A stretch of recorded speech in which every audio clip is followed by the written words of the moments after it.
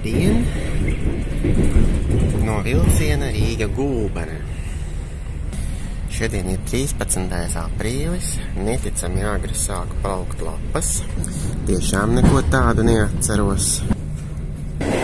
Un kā zināms, no 28. marta ir atjaunots pieturas punkts Jaungulbenē, uz kuru nu var aizbraukt ar šādu komfortablu vilcienu.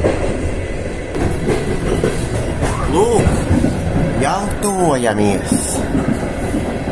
Agrāk, atceros, Jaungulbenē bija stacija, bet nu jau kādu laiku, jau vairāk kā 10 gadus, šī vieta netika izmantota priekš vilcienu apstāšanās, un te nācās no jauna uztaisīt šo apstāšanās vietu. Un tad nu skatīsimies, kā tas te tagad izskatās. Lūk, kāda būdiņa te ir ar visu sarakstu.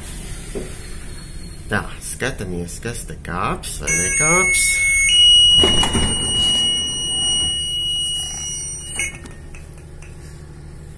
Nav.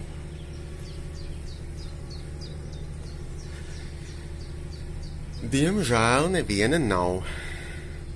Cesvainai izkāpa 7, nu es biju cerējis, ka būs tomēr kaut kas arī šeit. Bet te tālāk ir diezgan paliels ciemats.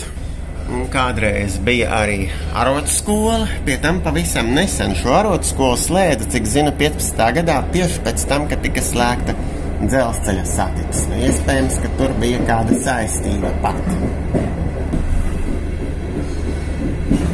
Vietas te ir skaistas, un tepat nesen rīkoja ekskursiju. Te dažus kilometrus tālāk ir apdzīvota vieta arī. Nu, katrā ziņā ieteiktu, ja reiz vilciens te pietur, Gulbītes saucās, tad arī vajadzētu to izmantot. Un jau iebraucam pazīstamajā Gulbenē.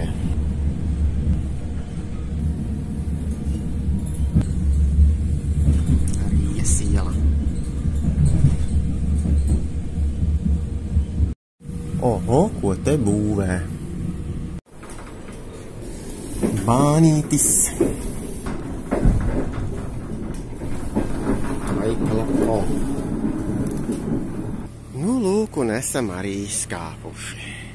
Nu, šeit, kā redzam, tomēr pasažieri ir, lai arī Madonā bija daudz vairāk. Un kāda te ir liela stacija. Gaidīšu bānīti. O, kas te pa kravas vagoniem? Un kur viņš aizbrauc tagad tālāk? Nepaliek šeit tomēr. Vairākās rindās kravinieki. Kāda šeit rosība. Un kur saplaukušas jau lapas krūmiem.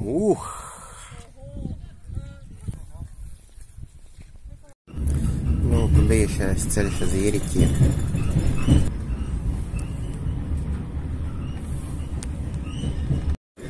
Lūk, kāda šeit ir smuki skati. Tātad braucam atpakaļ un nākamā pietura Jaungulbene.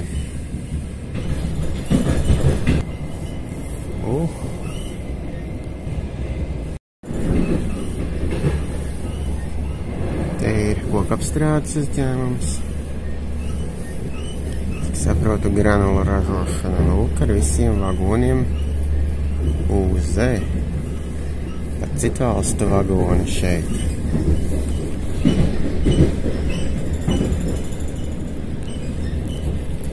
Dod kravas apgrozījumu.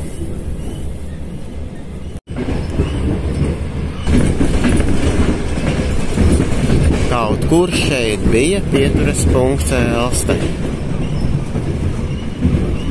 Man liekas, ka šeit tā kā var būt.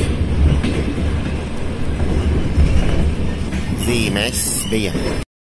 Bet nu redziet, cik grūti to viss ir samanīt.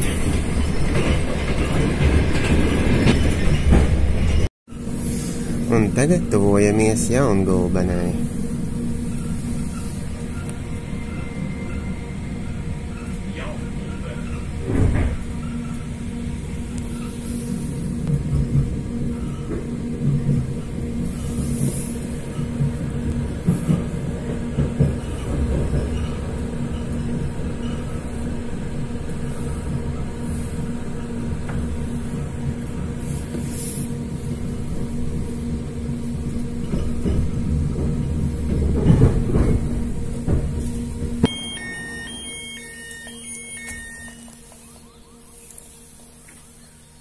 redzam, ka neviena nav.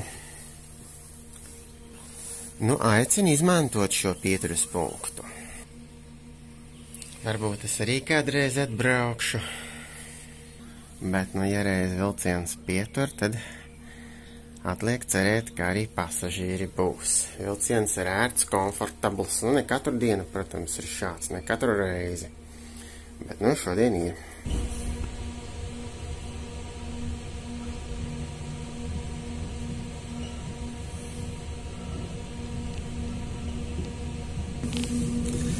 Lūk, atvadāmies no Jaungulbenes.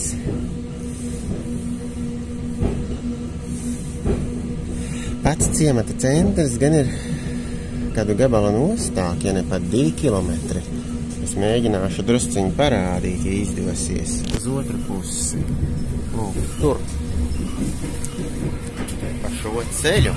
Lūk, tur ir Jaungulbenes muiža un parks, un tur arī bijušā arotu skola. Un nākamā jau Cesvaine. Un tagad tuvojamies vēl vienai pieturē, kur atceros no bērnības. Un tā ir Dzelzava. Šķiet, ka te jau ir ciemats. Un šeit ir saglabājusies pat nojume. Un blakus ir bijusi stacijas ēka. Lūk, cik atceros, šī arī bija kādreizējā stacijas ēka.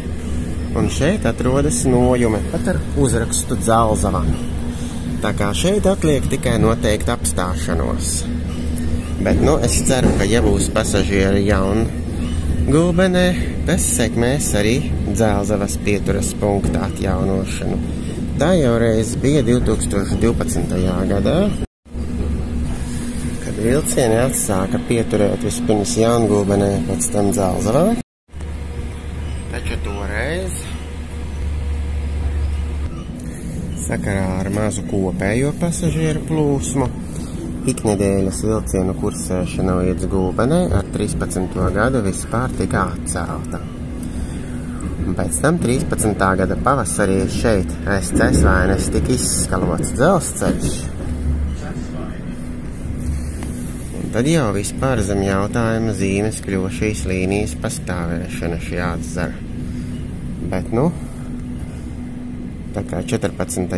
gadā izveidojās tas uzņēmums pie Gulbenes stacijas, tad tas, cerams, kā saka, deva jaunu impulsu, jaunu dzīvību arī kopumā šim 99 km atzeram Pļaviņas Gulbene. Lūk, un tā piebraucam jau Cesvaines stacijā. Pašreiz arī pieturas punkts, bet agrāk jau šī bija diezgan nozīmīga. Un šeit arī būs pasažieri. Lūk, 2 stāvēka. Lūk, te ir arī pasažieri. Un es atceros pie tam 0. gados, kad es te gaidīju kādreiz vilcienu agri no rīta, kad tas brauca. Tad pat bija tā, kad man ļoti patika, tur bija izkurināta, silta tā uzgaidāmā telpa, lai arī tumša. Un jau braucam iekšā Madonā.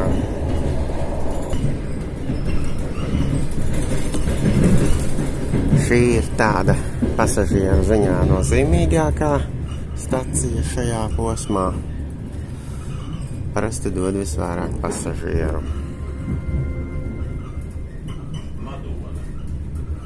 Stacija arī atrodas pašā pilsētas centrā, tam arī ir liela nozīme.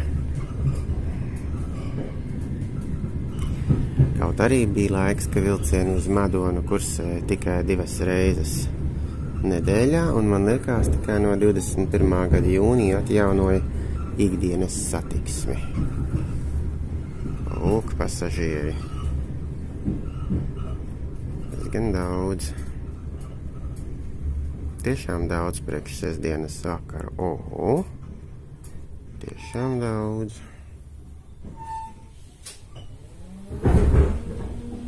Šeit arī ir stacijas dežurants. Zizli gan nerāda. Diezgan sakāpa. Te arī otrā pusē stāv kravas vagoni. Šī ir ēka tāda interesanta atjaunotne, salīdzinoši nesen.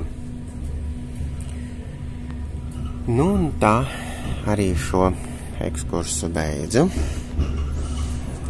Vēlu visu labu un uz tikšanos citās reizītēs. Итак, это так, экскурс заканчиваю. Всего доброго и до новых встреч.